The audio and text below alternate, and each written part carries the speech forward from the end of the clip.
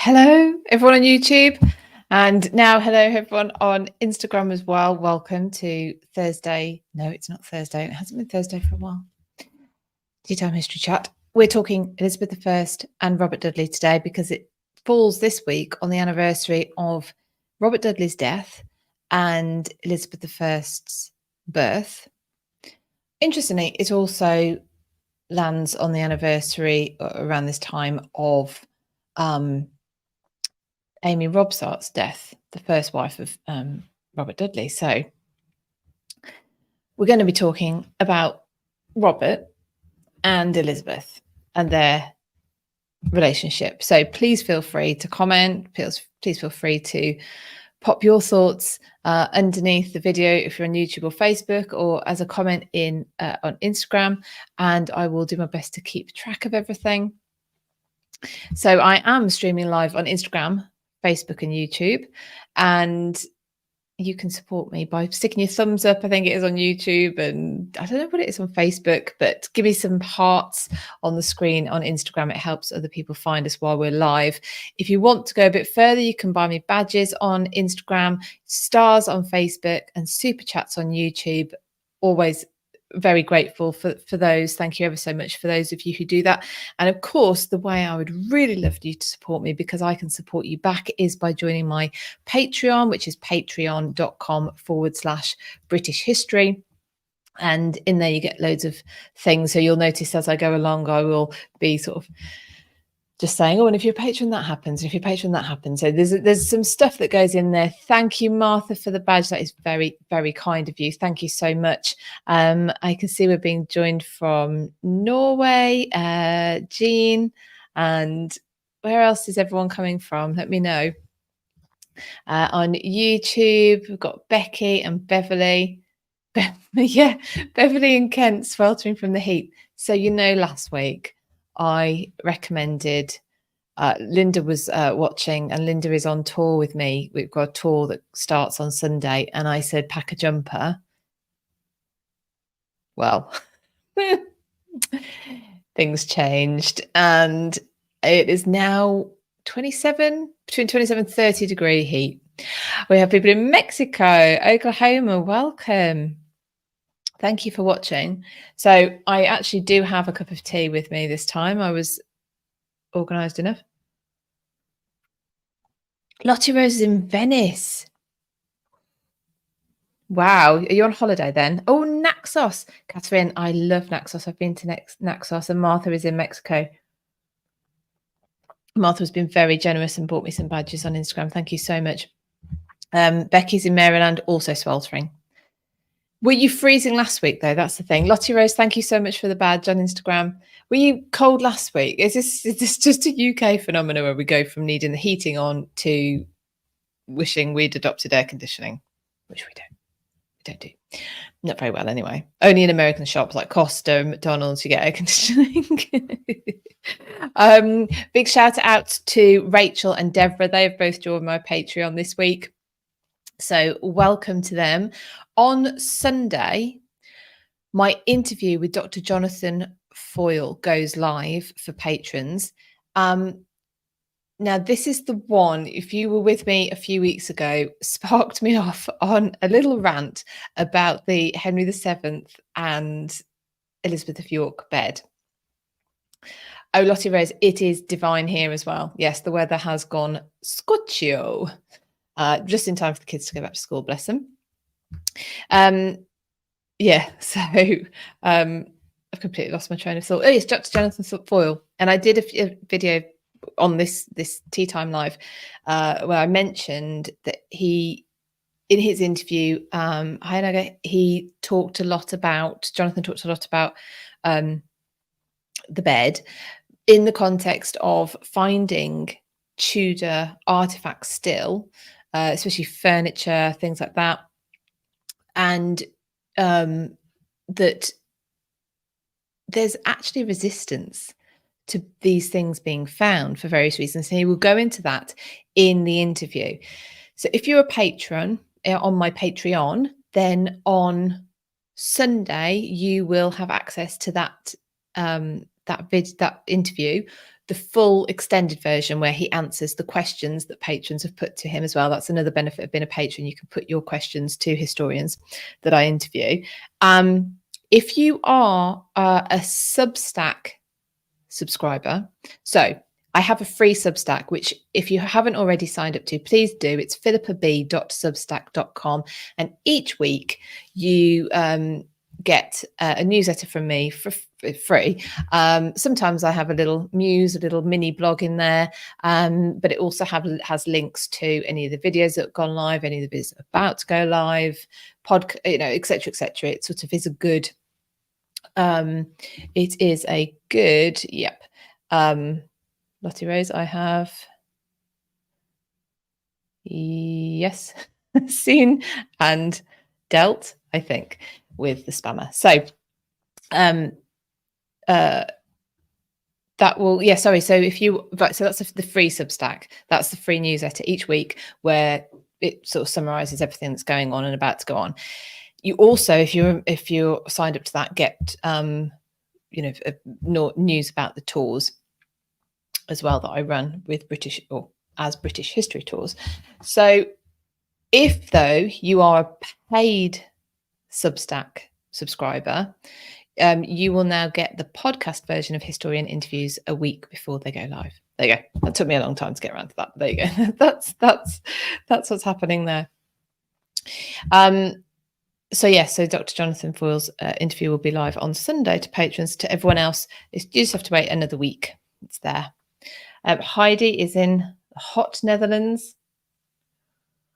Oh, has just made it to the chat. Yes, I've moved the time from 1 o'clock to 3 o'clock. So I hope I think it's suiting people a little bit more. So that's good. It gives me a bit more prep time. We'll see if that shows. Why not? Gail has joined. Hello, Gail. I'll be seeing Gail on Sunday. We are touring Elizabeth I and Mary Queen of Scots.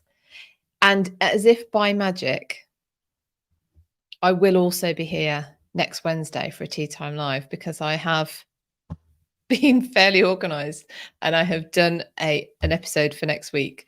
So you will be able to see me here as well next week, even though I'm actually going to be with Gail, going up and a look at some sites to do with Elizabeth I and Mary Queen of Scots.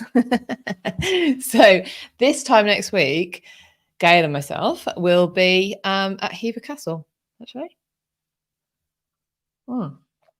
So that would be cool. If you want to follow along the tour, and why would you not? You can. I'm going to be posting a lot on Instagram. So Instagram, if you're not on there, if following me already, is at British_history_tours, and I will be posting on there. And if you're a member of my Patreon, you'll be getting some behind the scenes stuff. So was that all I wanted to say? So we will get into the Elizabeth and Dudley story in a moment. One of the places we're visiting next week is Kenilworth Castle. Hello, Caroline. How are you doing? And that is just I love it because it is. And I did one of my first ever videos or lives. I can't remember if it was a live or a video years ago from Kenilworth, as it being the bricks and mortar of representation of the relationship between Elizabeth and Dudley, Robert Dudley. So we'll talk about that in a moment. Before I move on, I am able actually to tell you, I mentioned, the online history festival. We do a spring and an autumn online history festival. Hello, Leanne, how are you doing? And last autumn we did the Stuarts. In the spring we did the Georgians, and this autumn we're doing the Tudors. It's the 15th. No, it's not. It's the 17th till the 19th of November. And I can tell you the talk titles now. So we've known the speakers for a few months, but I have been keeping under my hat the talk titles. Lottie Rose is saying Kenilworth is my favourite. It's an amazing place. Heartbreaking it didn't survive the Civil War. No, so yeah, exactly. Kenilworth Castle was another victim. There are very few that weren't, to a slighting order after the English Civil Wars, the 17th century English Civil Wars. by which the curtain wall, the outer curtain wall, was taken down in places, but taken down a lot. So basically, it makes it indefensible if you slide a castle. There's a massive hole through one of the keep walls, which gives a nice view of the gardens, but that's not the point. So yes, so we'll be there next week. Hopefully the weather will hold out for us. Yes, right. So the talk titles, though, I was promising you, and then we will get on to the relationship between Elizabeth and Dudley. And like I say, please feel free to put into the comments anything you're thinking about it, anything that I say that sparks a thought off. You might disagree with me. It's a lot of conjecture. Can you imagine if we were talking about some people who were alive now that we didn't really know or meet, but had an interest in, and we're discussing their relationship and exactly what's going on in there? We'd probably disagree. We're talking about people who lived 500 years ago. So let's discuss. But first, so the Tudors Online History Festival, this November 17th till the 19th. All of these people I'm about to tell you about are going to provide a talk to you over the weekend, and then a live Q&A panel session on the Sunday, so Sunday the 19th, where you'll be able to put your questions to them. Now, if you can't make that weekend, but you would like to still see all the talks and see the live events, you can buy a ticket, and all of the talks will be available to you until the end of January 2024. I was talking to my daughter about how I organise tours and go about doing them and the logistics. And she said, is it weird always living in the future? Just made me think then, talking about 2024. And I'm like thinking on to 2025. Sometimes I do actually forget what year I'm in. Becky, sort of like in the gossip mags. Yeah, we're going to be a little bit, we're going to do some informed gossip. So let's do that. But right, first, so the 7 talks are going to be from Gareth Russell, Illyri Lynn, Tracy Borman, Joanne Paul, Kat Marchant, Estelle Paranque, and James Clark. James Clark, I speak about him all the time. I've just released a couple of weeks ago the series on the dissolution of the monasteries, which James did with me. I hope if you've watched that, let me know what you thought of it. It's fantastic. So James is going to be talking at the Tudors Online History Festival, and he will be talking about Henry VIII and the dissolution of the monasteries. Lottie, is my daughter interested in history? No, not really. So how many people would, maybe like, if I said to you, oh, do you want to go and see such and such today? And we'll go to a historical place. Would you come with me? My children don't. I don't understand when people like cooks and people like that. And oh yeah, my kids are so into their food. My kids are into everything I do. How did you do that? How did you do that? It's magic. My son is getting more into history now. He enjoys pre-Norman conquest, actually. So the Romans and the Anglo-Saxons. So we went to see rocks to Roman city last week, and also some of the abbeys. So you might have seen them posted on my Instagram story. So that's why.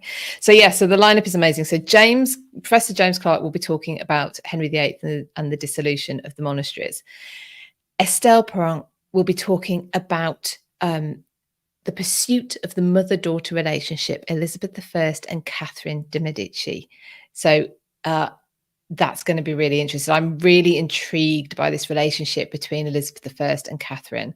Now, of course, Estelle covers that it's behind me because it was a can't do the pointing thing. It was a book in our book club this year. Another perk of being a patron. Blood, Fire and Gold is Estelle's book on dual biography, really, on Elizabeth I and Catherine de Medici. But she'll be talking about that at the Tudors Online History Festival. Tracy Borman will be talking about the topic of her latest book, her book on Anne Boleyn and Elizabeth I. Kat Marchant will be talking about Shakespeare versus the Puritans. I like this idea. She's going into that. Joanne Paul is talking House of Dudley, but she's talking about the women of the House of Dudley, pivotal in some of the events which saved the House of Dudley. She talks about it in her book. She talked a bit about it in the interview she did with me, which you can catch on my YouTube channel. She's going to be going into that in more detail at the Online History Festival. Illyri Lynn is talking to us about Tudor fashion and the evolution in style at the Tudor court, how that evolved. And then Gareth Russell, my partner in crime on the history tours as well. He'll be with me next week on the Elizabeth I and Mary Queen of Scots tour. At the Tudors Online History Festival, he will be talking about Barnaby Fitzpatrick, which we mentioned, we were chatting about him last week for some reason. So his talk is Edward VI's best friend, the rise, fall and rise of Barnaby Fitzpatrick. So those are the talks. You've got 7 talks at the Tudors Online History Festival. All of those speakers will be available to take questions live on Sunday, the 19th of November. So the final day of the festival. And if you're not around, you can pre-submit your question as well. So that is possible.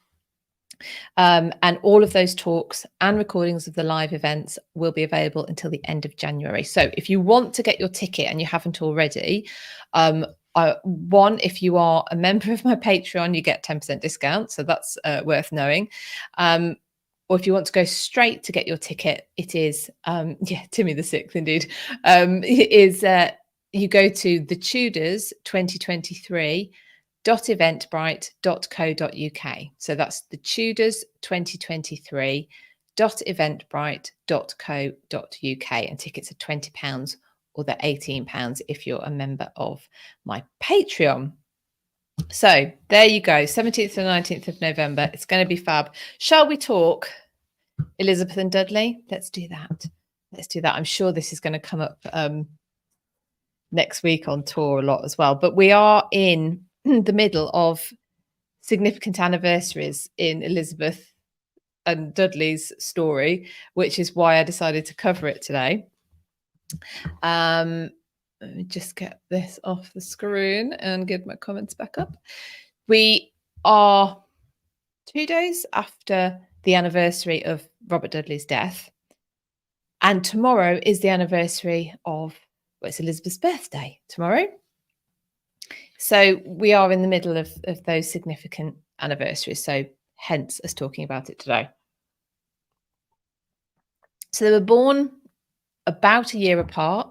Robert Dudley's birthday isn't known for certain. He was the 5th son of John Dudley and his wife, whose name has escaped me. I think it's Anne. And yeah, his birthday isn't known for certain. So again, another one of these shoot the myth that only girls' birthdays don't get recorded. It's a myth. Please don't be taken in by it. Elizabeth's, however, we do know the exact date of her birthday, 7th of September 1533. So she turns what tomorrow? Someone do the math. What birthday would she be having tomorrow? She was born at Greenwich Palace. Of course, her mother was Anne Boleyn and her father, Henry VIII. Should have been a boy, apparently. Of course, they should have, in inverted commas. You know, the letters that were already written to send out to announce the birth of the baby had the words prince. It had the word prince, and an extra S had to be added for the letters to go out to say that there was the happy deliverance of a princess with an extra S. So Elizabeth's born 1533. Robert Dudley would have been born the year before, possibly in the June of 1532. So they're very close in age. I'm not completely sure when, or I don't know if anyone is, but I'm going to be asking some of my historian friends if we know when Elizabeth and Robert actually first met. So we know that they know each other as children. Heron City says 490, I think. Oh yeah, it'll be a 10. 33, 23. Yes, 490. And Argus just there as well. Happy 490th birthday to Elizabeth I tomorrow. So, to right then our diary, she's going to be, anyway, obviously be 533. So we know that they already know each other by the time they are both in the Tower of London. Whether they already knew each other much, I have read that Robert was brought up as in the sort of, or would have been maybe in the schoolroom of Elizabeth's younger brother, Edward who would become Edward VI. Edward's born in 1537, so he is he's 5 years younger than Dudley. So I'm not sure how the schooling worked, whether that makes it less likely that they were together, or maybe they were only together for certain things. But that would have exposed Elizabeth to Robert. And then, of course, by the time, when Edward dies, it is Robert's father, who's Duke of Northumberland, excuse me, who has married Robert's elder brother, Guildford Dudley, to Lady Jane Grey, now Jane Dudley, and she is the one who is named as Edward VI's successor in Edward VI's own handwriting for his device, what he calls his device for the succession. Of course, we know that that doesn't go well, but Robert is actually sent to intercept or to bring Mary, Henry VIII's eldest daughter, his daughter by Catherine of Aragon, who has been, she was named in Henry VIII's will, although not legitimised. Neither had Elizabeth been, but both had been named in the will. But Edward had taken both of them out of the will. He'd said, no, the throne cannot go to either of my sisters. It cannot go to Mary. It cannot go to Elizabeth, because their line is illegitimate. So it has to go down the line of my father's youngest sister, Mary. And that is where you get the Grey line. Mary, though, daughter of Catherine of Aragon, does not take this as a given. She proclaims herself queen when she hears of Edward VI's death. But around that time, Robert is sent to go and get her, to bring her back to London, recognizing, or the family recognizing, that she will need to be kept secure. Of course, she actually manages to raise a lot of support very, very quickly and marches to London. Lady Jane Grey remains in the tower that she was already in because she was preparing for her coronation, but now she is a prisoner. So Robert is incarcerated in the tower as well, along with his brothers and his father. But his father is executed fairly quickly. And then you get the Wyatt Rebellion, which was sparked by Mary's not just Mary's Catholicism, but the fact that she was wanting to marry Philip of Spain, who wasn't quite Philip II by then. Whenever I say she married Philip II of Spain, some pedant will say he wasn't the second by then. His dad was still alive. Yes, but he became Philip II of Spain. That's how you'll know him. That sets off the Wyatt Rebellion, in which Elizabeth is also implicated. So Elizabeth is put in the tower. And so her and Robert are in the tower at the same time. Now, potentially, David Starkey surmises that they maybe spent time together when they were in the tower. Either way, they're beginning to have shared experiences here.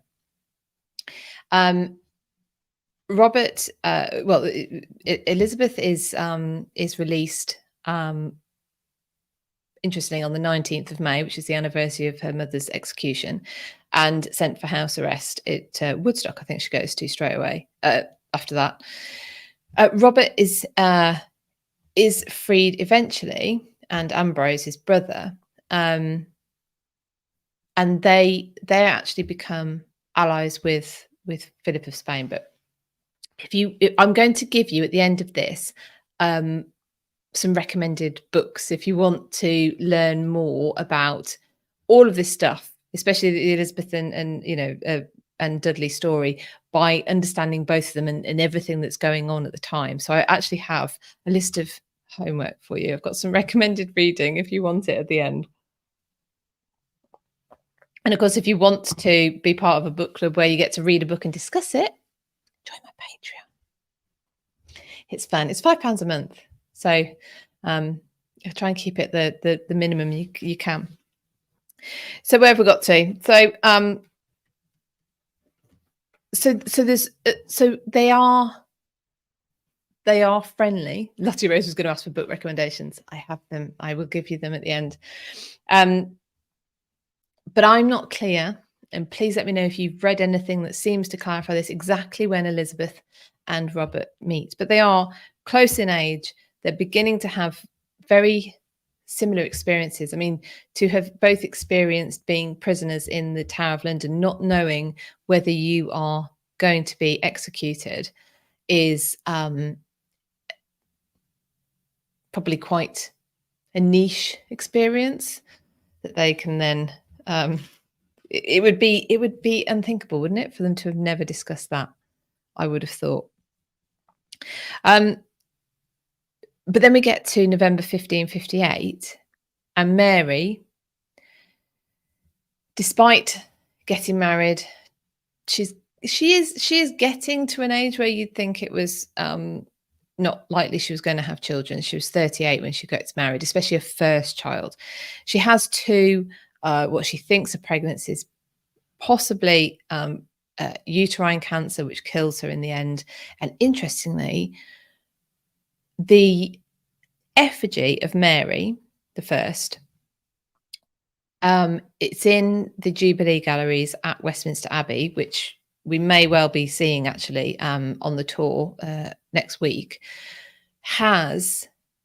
It's wooden, it's wood, and it has a belly, as in like a pregnant belly. It looks like a little pregnant belly, which I found quite shocking when I first saw it. Well, it was unexpected. I just didn't expect to see that, even though you read account after account of her thinking she's pregnant and having all sorts of issues, gynecological issues. But yeah, to see this sort of belly, so it potentially cancer, and that would have been possibly the tumor. Owen Arga says it. Yes, Queen Elizabeth I and II both became queen at 25. Is that right? Was she 25? I never actually have looked at that. She's 25 when she became queen or when she was crowned. Just double check for me. So then November 1558, Mary I dies.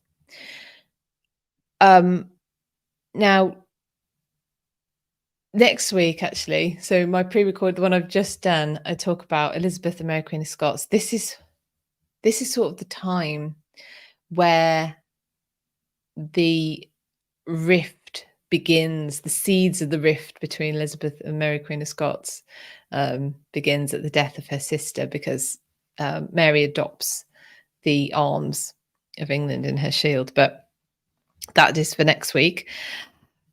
Now, Elizabeth becomes queen. She is at Hatfield House, and she is she finds out she's queen. She very quickly, almost immediately, makes, well, she sets up a council, and Robert Dudley is assigned the role of master of the horse. In that role, that means it's a very intimate role at a court with a female ruler. The master of the horse will be out on hunts with her. He's permitted to touch her, to help her on and off the horse. And he played a major role in organising and in the actual coronation service as well. So he rode directly behind Elizabeth in her coronation procession. So he is clearly already a very close friend. He is, however, already married. So Robert had married Amy Robsart in 1550, the middle of 1550. Which to me raises the very interesting question of, could they have married, had he not married Amy Robsart, could they have married before Elizabeth was queen? Because remember, I suppose by this point, anyone would be a bit daft to think the succession is going to go in the most obvious way. But Mary, well, the point where Dudley marries Amy Robsart, Edward's still alive, and he's going to get to his majority, and he's going to, marry and have children. And then Mary marries, and she seems pregnant. But Robert had already married Amy Robsart in 1550, probably a love match, but possibly one that he regretted. Maybe. So married for love, but and she was an heiress as well, but they didn't seem to have a permanent home, which was interesting. Now, when Elizabeth becomes queen, Robert's at court, and Amy still doesn't have really a permanent home. They're sort of staying at acquaintances, friends, family. But from the very beginning, it is public just how close Elizabeth and Robert are. So, and there doesn't seem to be any kind of attempt to hide this at all. They're seen laughing together. They'll be going off on rides alone. There isn't really much attempt to hide it. And clearly others understand the power of this relationship. I mean, it's commented on the continent. Mary, Queen of Scots, at one point, in fact, after the death of Robert Dudley's wife, Mary, Queen of Scots, comments that the Queen is looking to marry her horsemaster, and that he's got rid of his first wife to make way. Because Amy Robsart dies in very odd circumstances on the 9th of September. So another anniversary this week, 9th of September, 1560, Amy Robsart dies. She is found at the bottom of a staircase in a house she is staying. And oddly, she had sent all of her servants away. So she was in the house on her own, which is a bit odd for anyone of this status at this time. The theories are all out there. Could it have been Robert? Could it have been suicide? Amy is thought to have potentially had breast cancer. Was she in pain? Was she coming to the end of her life anyway? Was she feeling like a burden? She hadn't seen her husband. He's busy with the Queen all the time. Or could it have been somebody trying to frame Robert, like Cecil, one of Elizabeth's chief advisor, to get Robert out the way because he didn't like the influence Robert was having, but also didn't want to for there to be any chance of her marrying Robert. Which I don't know. I mean, unless it was known that Amy was that ill that she was going to die potentially, and her death could be put to good use as far as Cecil was concerned, that she she may as well, her death may as well serve a purpose. And because the one thing that it absolutely did do that we can be certain about is it made any plans for Elizabeth to marry Robert impossible. So let's see. Chelsea says, which theory do I lean toward the most? Okay, I'll come back to that. Lottie, I don't think he would be so careless to orchestrate something like that. He was too shrewd for that. Way more likely he was framed because then his card was marked and he can't marry Elizabeth. Exactly. So I suppose, and I would like to read more on this before I would make any kind of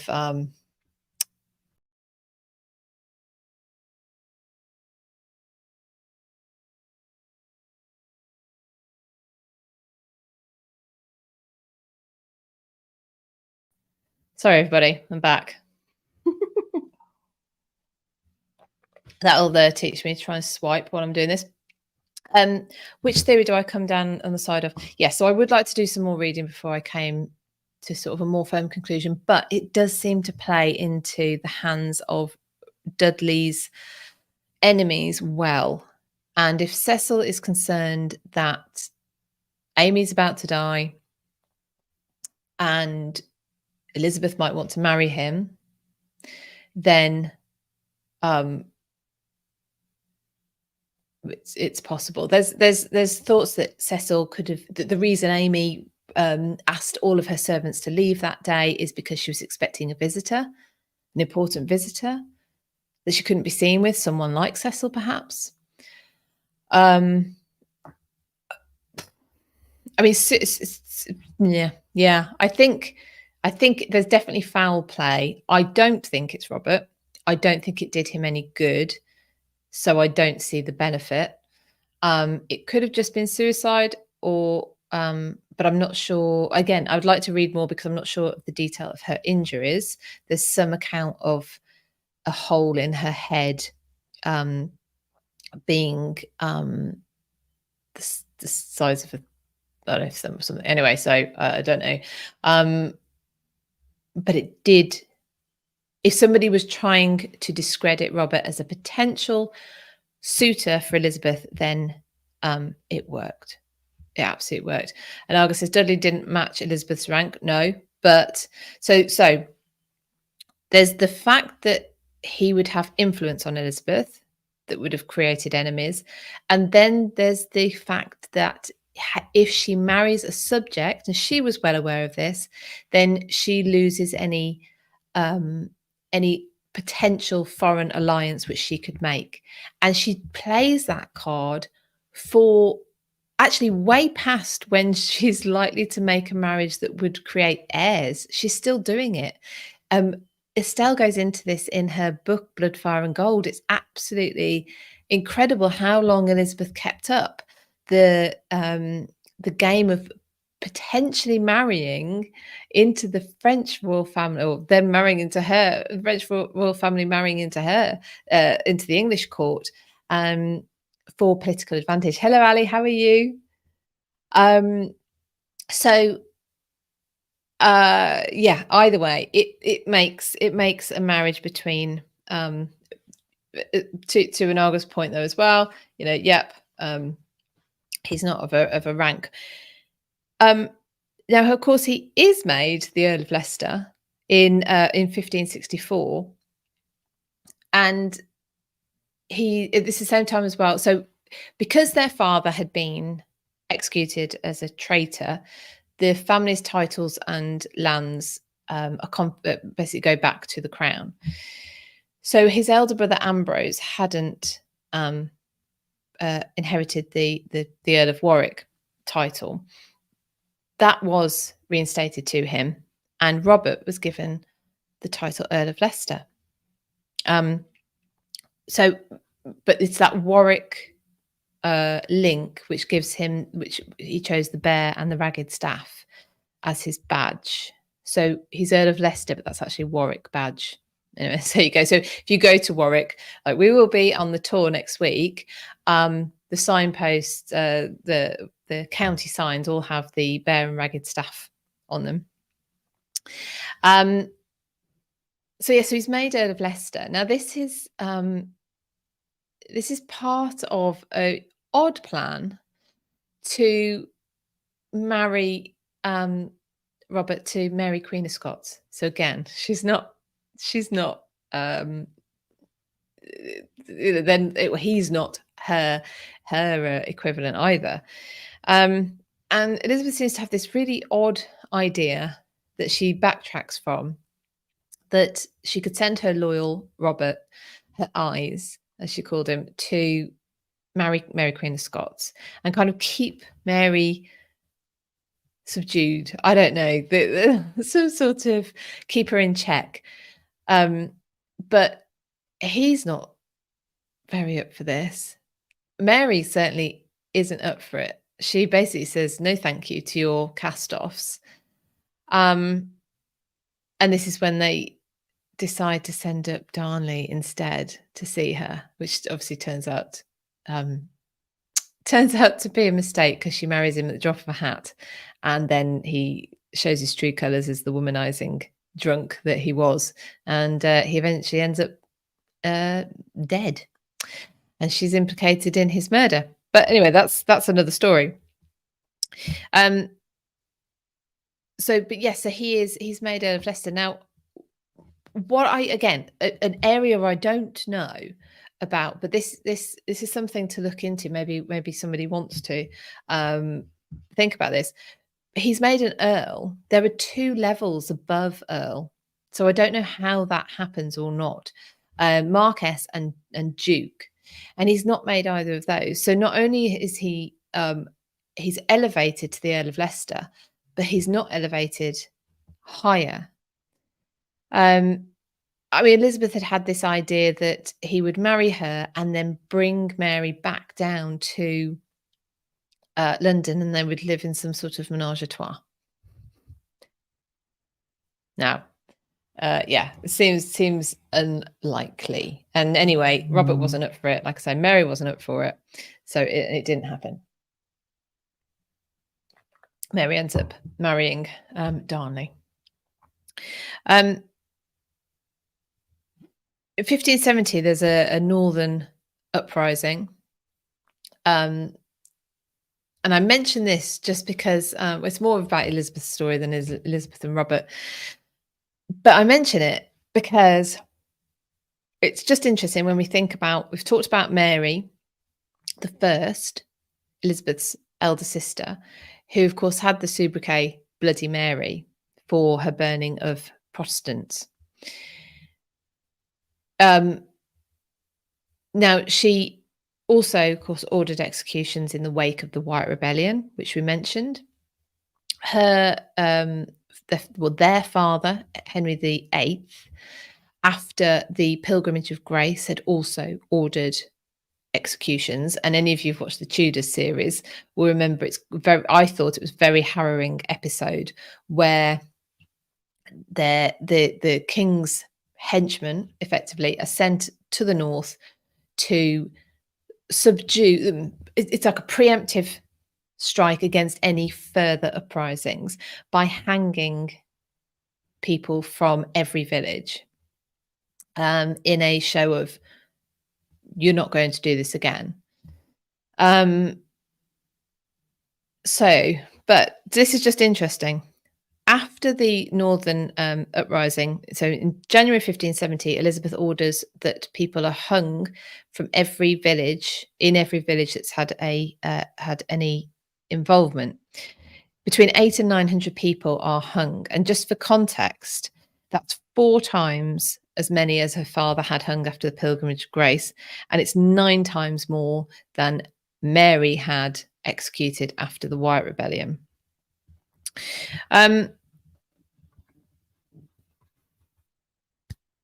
Right, there's one bit I missed out, because 1562. Oh, and yes, so there's another book I'm going to recommend. If there's a very good chapter about this in Gareth Russell's book on the palace, because at Hampton Court Palace in 1562, Elizabeth falls gravely ill, and she's caught smallpox.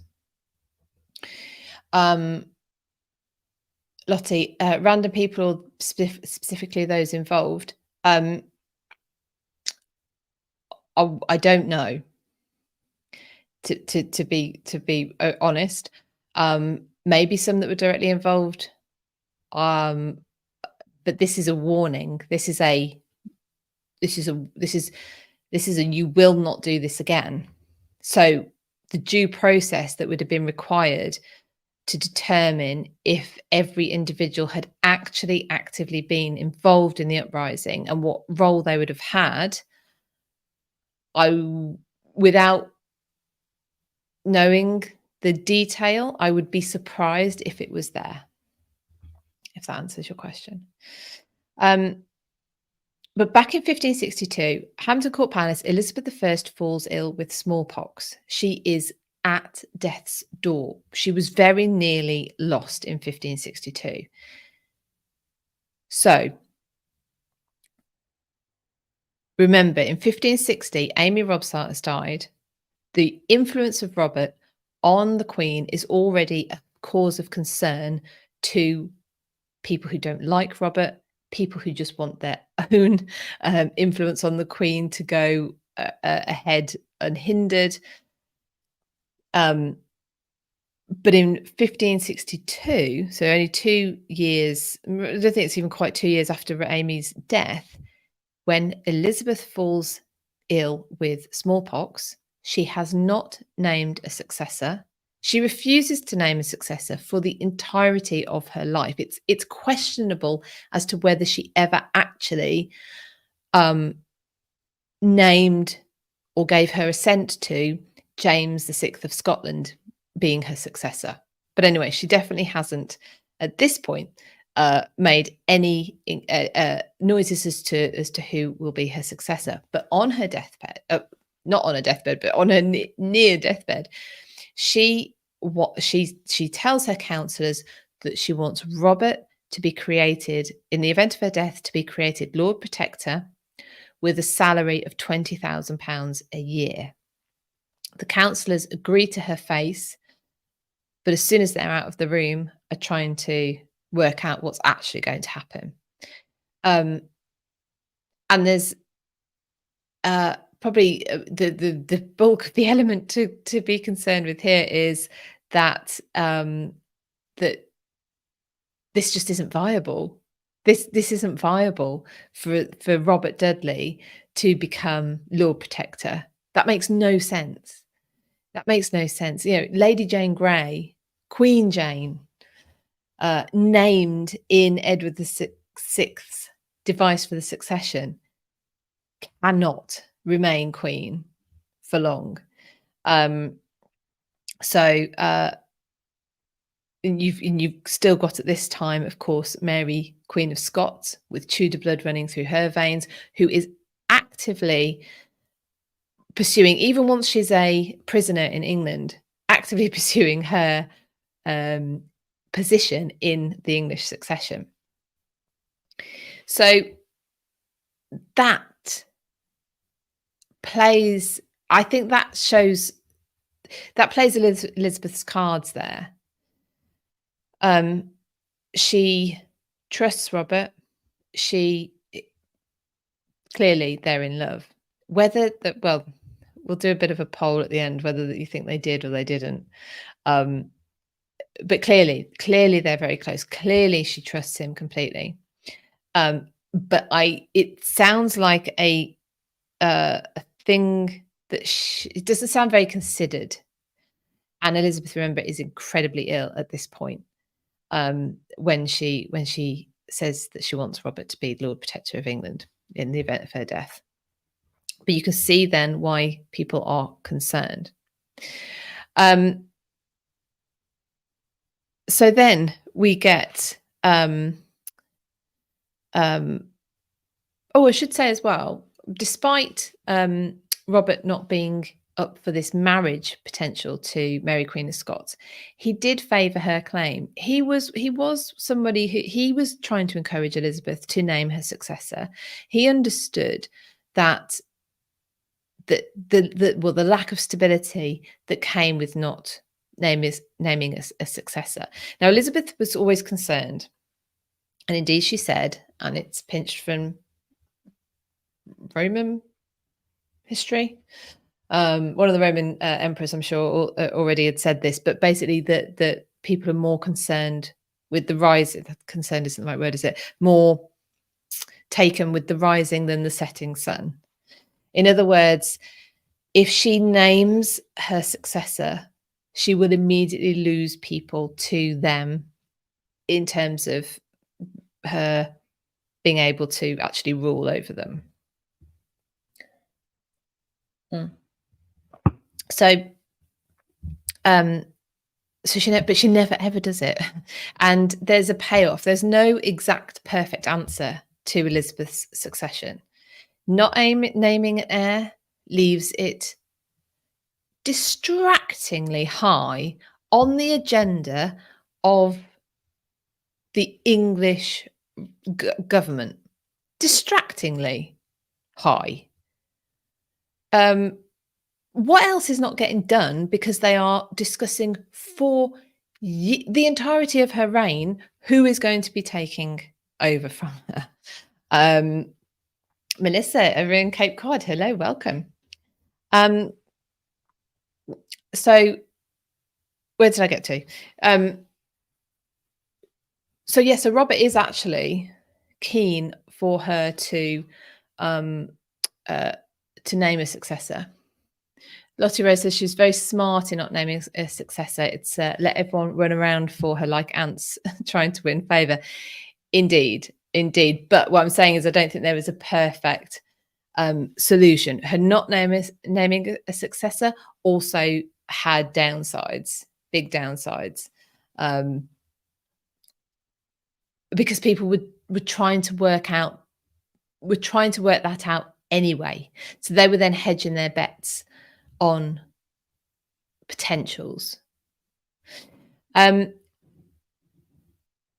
So then where have we got to? So 1570, we have that Northern Uprising where Elizabeth gets orders the executions of between 800 and 900 people. And in 1572, there is the St. Bartholomew Days. Excuse me, the St. Bartholomew Day massacre in France. And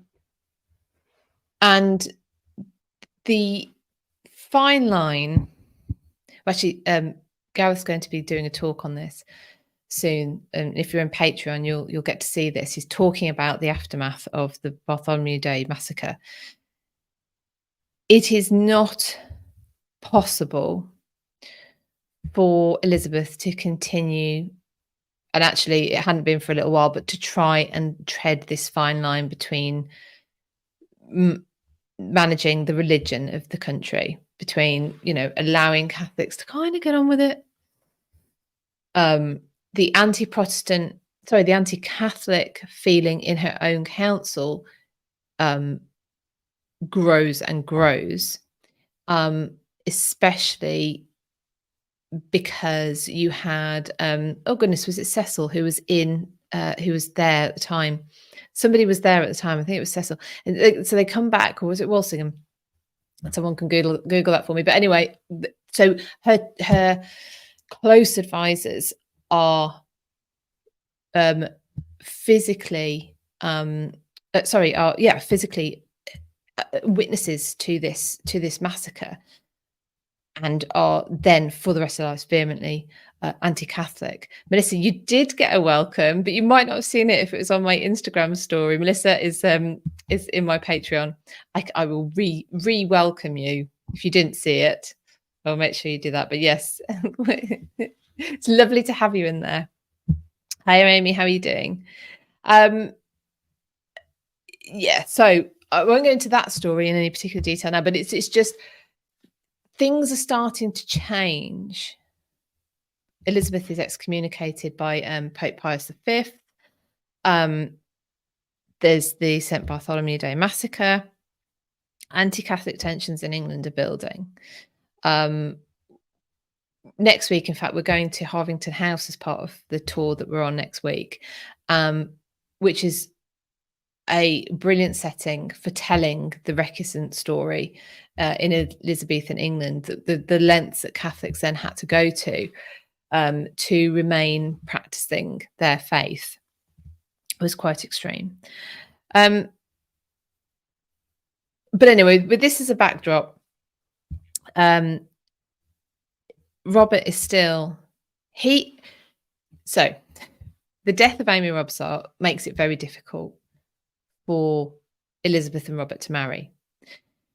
She died in 1560. 1575,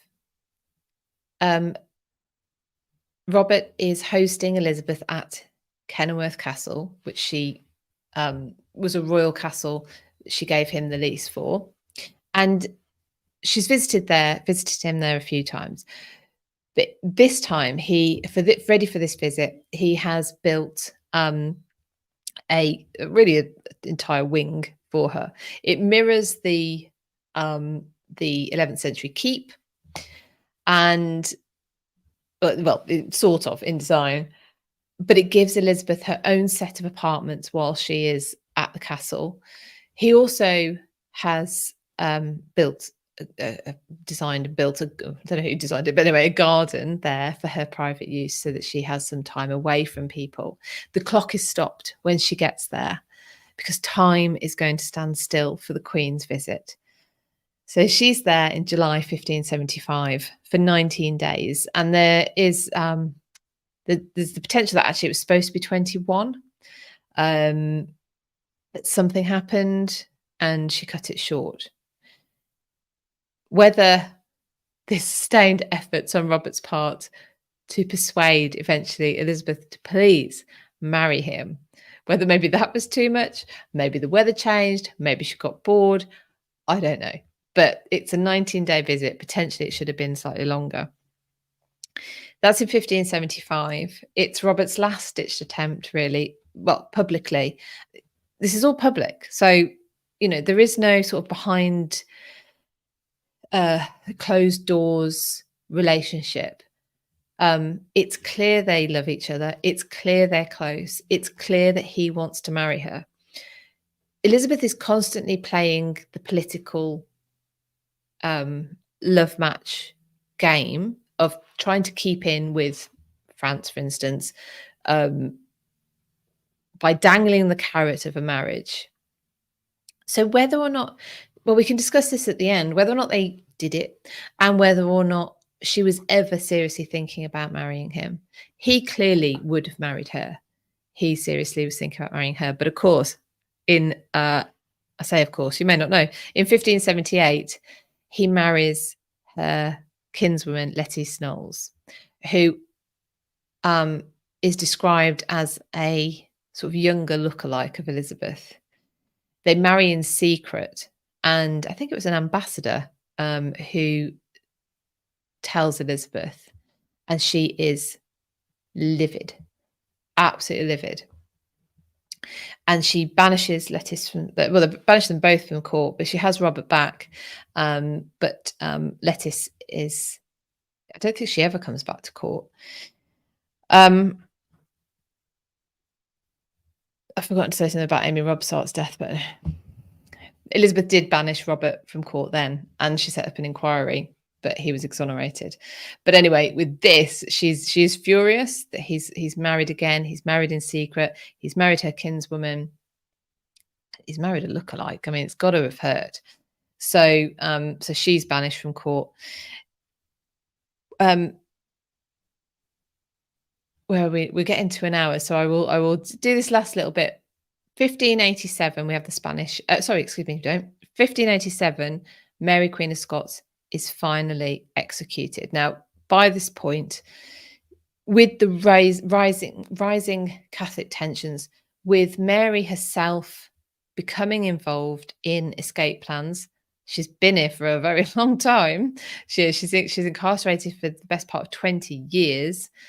But Robert goes from initially supporting Mary's claim and sort of, or favouring, should I say, Mary's claim, to actually encouraging Elizabeth that she does have to sign the death warrant for Mary.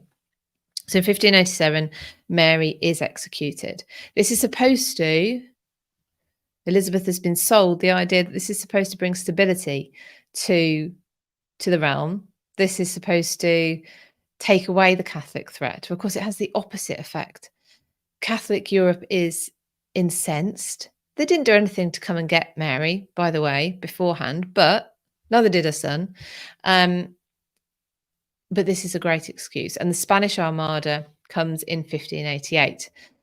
And if you want to read more on that, I have a paid blog on Substack, and it's in my Patreon as well, about the Armada maps, which I saw a few weeks ago,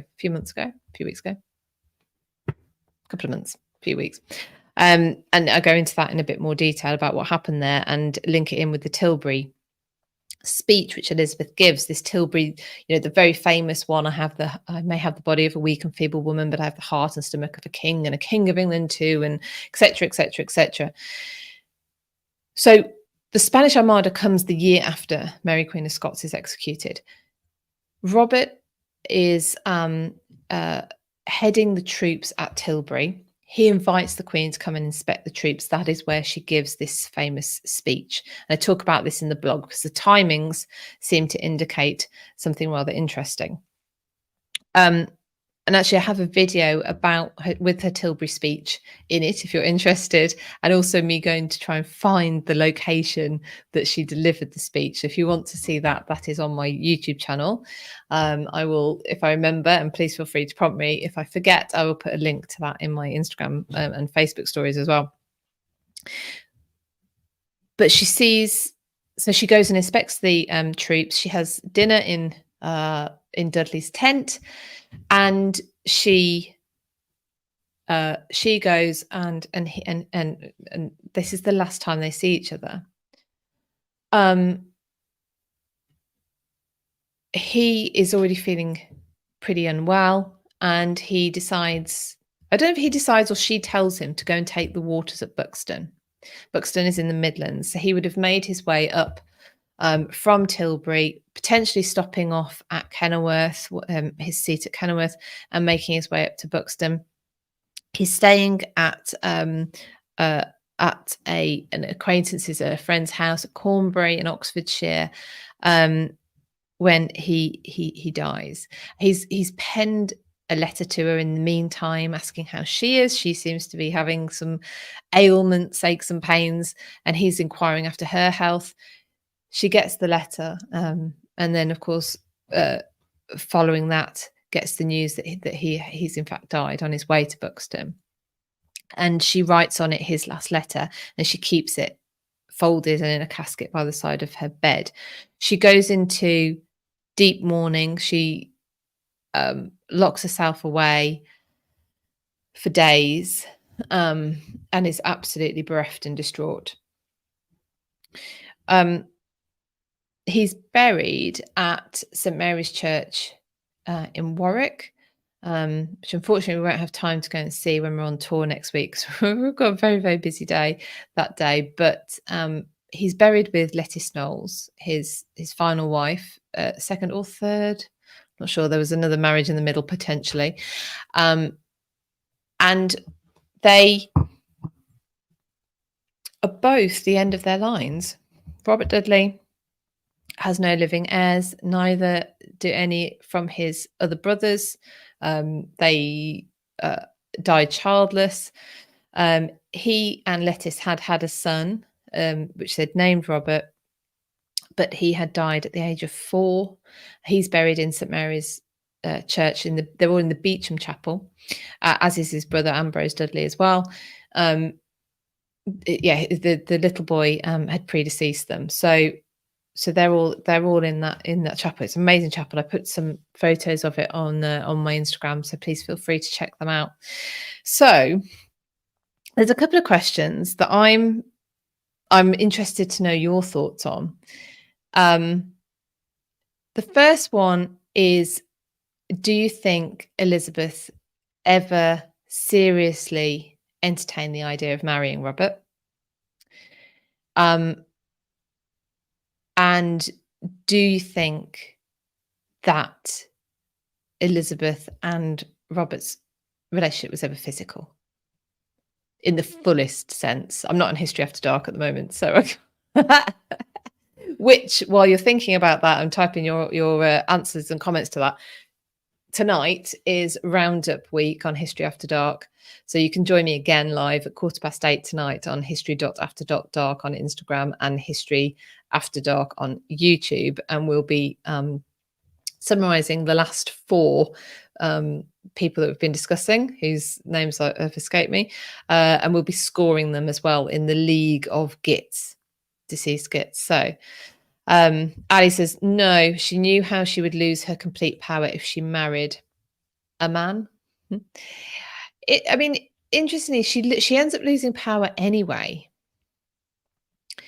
Yes, they were considered subordinate to men, but also remember that her sister Mary had married somebody of her own rank, and yet had still put in place measures that meant that she was not subservient to him. She is shown on his left, on Philip's left, on the coins. She, I believe, stood on the left when they got married, and very clearly stipulated that he could not take the realm after if she died. The Harvard Bookstore has a copy of The House of Dudley. Very good. Yes, I'll give you my book recommendations as well in a moment.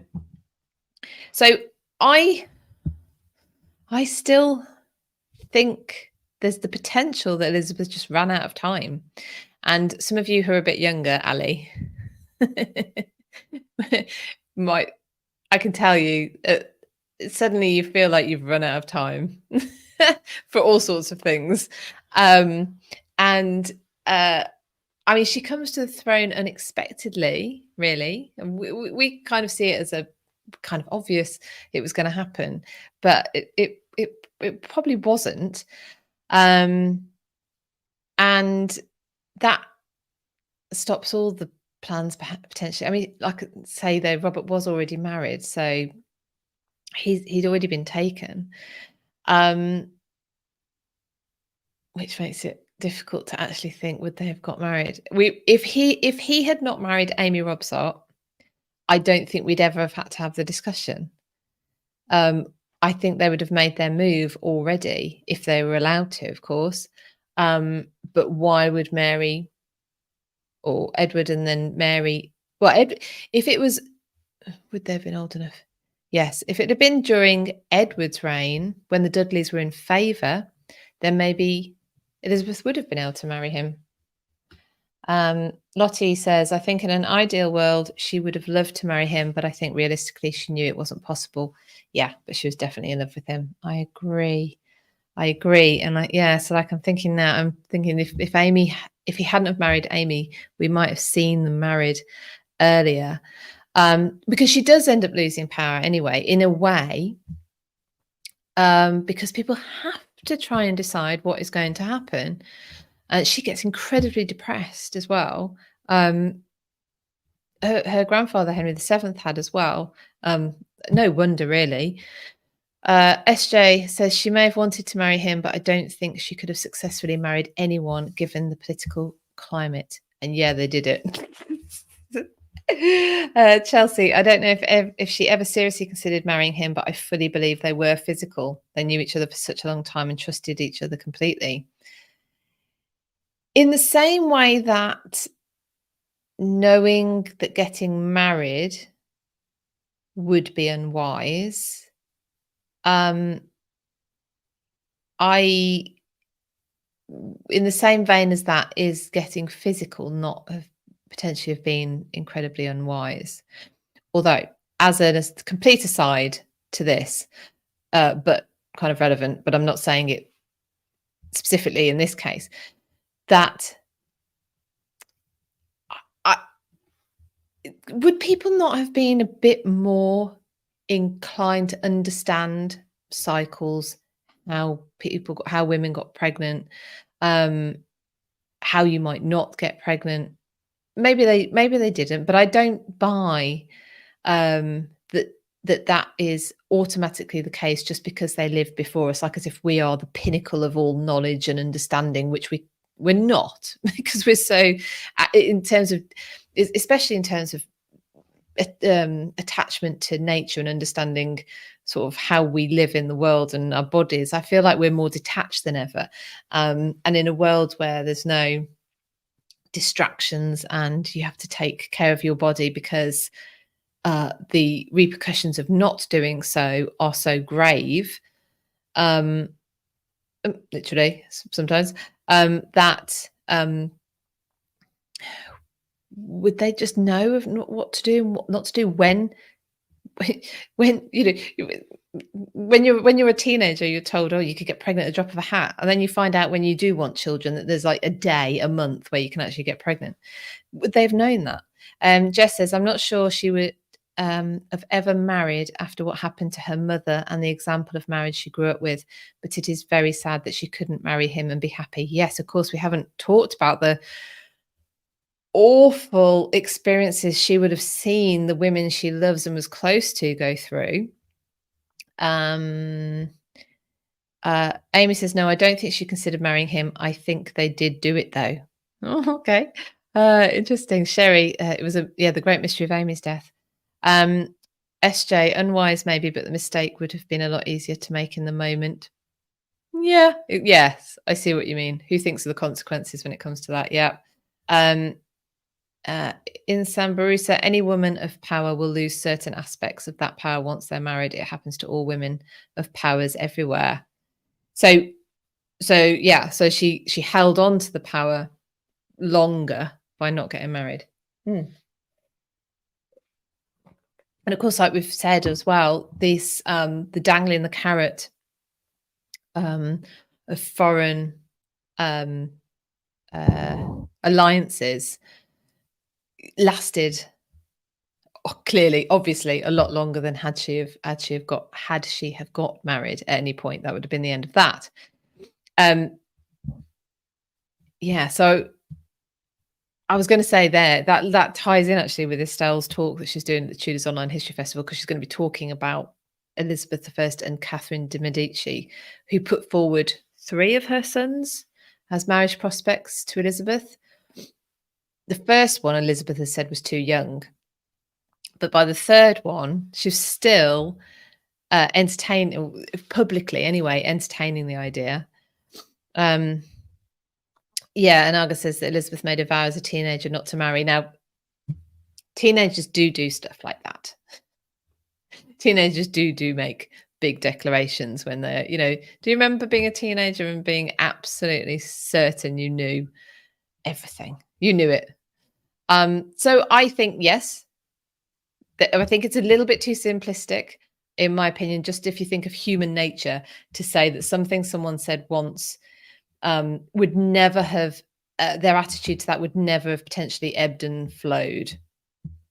And then, yes, of course, in the end, she doesn't marry. So we can link it back to that and go, well, she would never intended to. But is there any, does that actually mean that in the interim, there was no wavering?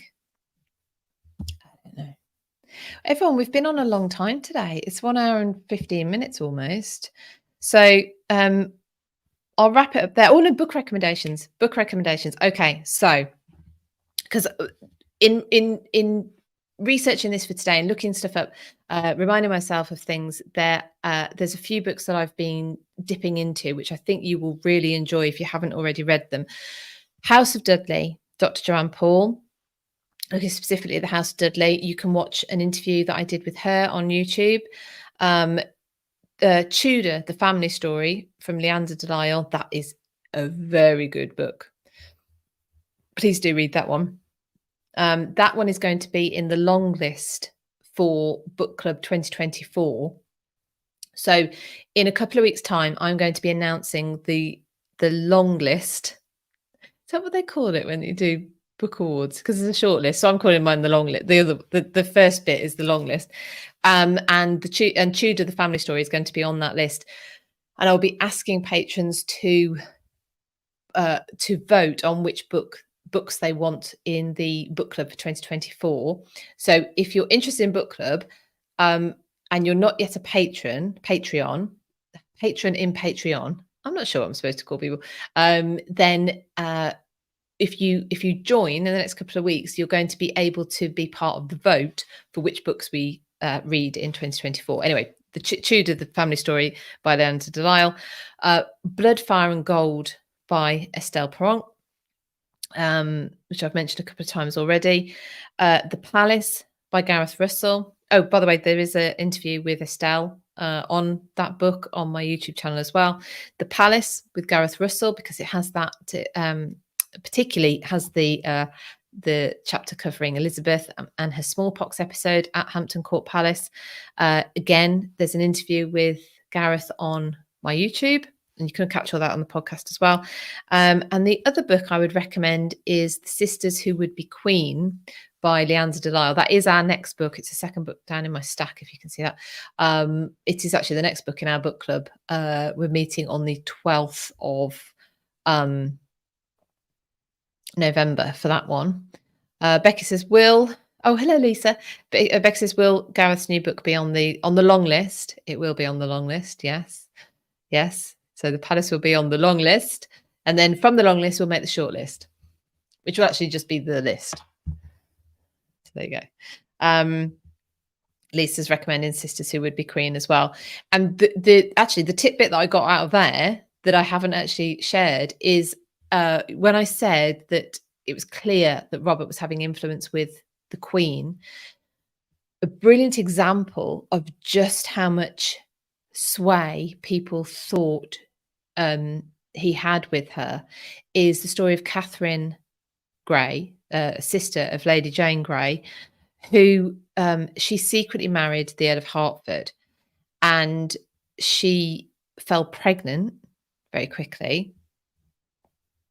Apparently they were in bed for a very long time, didn't really leave. Anyway, so she fell pregnant, and at 8 months pregnant, she was desperate.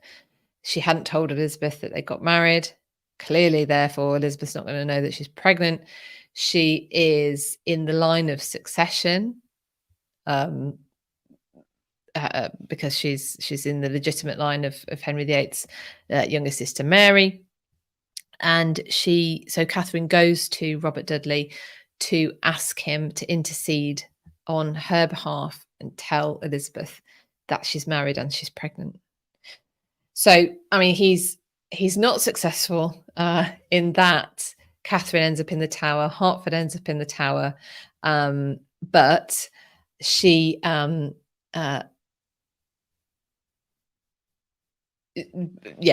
clearly Catherine feels like he's her only hope to talk to the Queen about her situation. So that just indicates the kind of level of influence that people think she has, and that is from that story is from The Sisters Who Would Be Queen by Leander de Lisle. So there's 2 Leander de Lisles in that book. In that book list. I just realised. So remember as well. So out of that book list, you can hear Estelle, Joanne, and Gareth speak at the Tudors Online History Festival, and you can get your tickets for that. Let me remind me and you at thetudors2023.eventbrite.co.uk. If you're a patron, there's 10% off. So if you're a patron and want your ticket, please go along to patreon.com/British history and follow the link from there, and you will get 10% off your ticket. It's £20 for a full price ticket, and like I say, it discounts for patrons. So everyone, thank you so much for joining me today. Thank you for sticking with me for this very long one. That was fun. I hope you enjoyed that. I will be kind of with you next week. I've pre-recorded something for you. Follow me on Instagram and Facebook for the stories, so you can follow the tour. Join patreon.com/British history if you want some behind the scenes content, and also if you want early access to Jonathan Foyle's interview, which is, I think you're going to find it very interesting, very insightful, and very like, oh, did he just say that? He did. So, yes, Becky, I'll see you tonight. Anyone who's around 8:15 UK time, we have History After Dark. We have the roundup. It's roundup week, but we also have a bit of a rant we want to do.